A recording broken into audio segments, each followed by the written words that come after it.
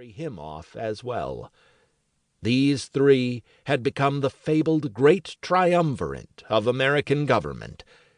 More than mere symbols of the Republic, they became personifications of it. The South Carolinian Calhoun was the South, with its growing frustrations and emerging belligerency over the slavery issue. New England's Webster had become the conflicting ambiguities of the North, with its moral repugnance over slavery, and its allegiance to a country constitutionally bound to slavery's preservation.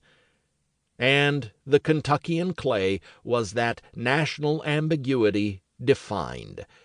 He was a Westerner from the South, yet he was not Southern because he deplored slavery.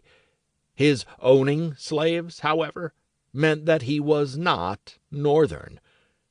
When an admirer said that, "You find nothing that is not essentially American in his life," it was meant as a compliment in a divisively sectional time, but in retrospect it was also a warning to the country. Like Henry Clay, it could not long continue to own slaves while denouncing slavery.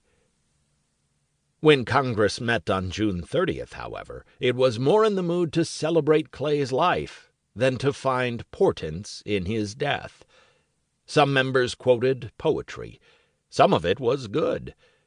Several remarked on his humble birth and his admirable efforts to rise above it, a theme that had already become an American political staple by the mid-19th century, an obligatory credential for establishing one's relationship with the people.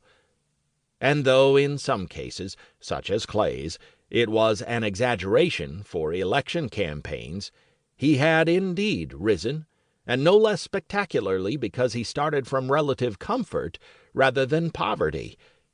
His success resulted from ceaseless labor and fastidious attention to detail.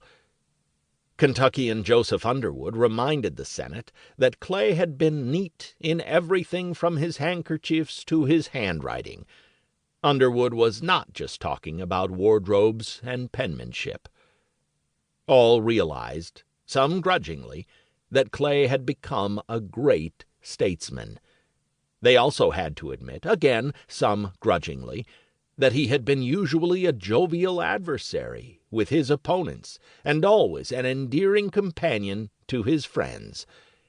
New York Whig William Seward, destined to become Abraham Lincoln's Secretary of State, did not particularly like or admire Clay, but he nevertheless dubbed him the Prince of the Senate, and recalled that his conversation, his gesture, his very look was persuasive, seductive, irresistible. A House Democrat paid tribute to the peerless orator for the silvery tones of his bewitching voice, and a Kentucky Whig said, "He reminded us of those days when there were giants in the land," concluding with Shakespeare's Antony describing Brutus with, "Say to all the world, this was a man." The reference to Julius Caesar was ironic.